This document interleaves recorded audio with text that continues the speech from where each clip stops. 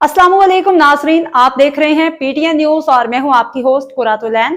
शामिल करते हैं आज की अहम खबरें। IMF के दबाव पर वफाकी हुकूमत गंदम खरीदारी के अमल से बाहर निकलने को तैयार।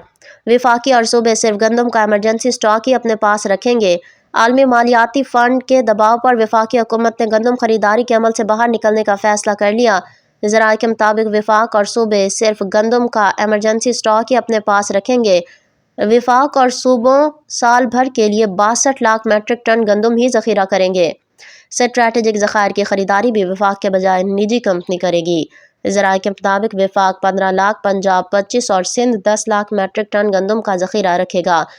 खैबर पख्तूनख्वा 7.5 लाख और बलूचिस्तान 5 लाख टन गंदम ज़ख़ीरा कर सकेगा। वफाकी और सूबों के लिए गंदम निजी कंपनी खरीदेगा।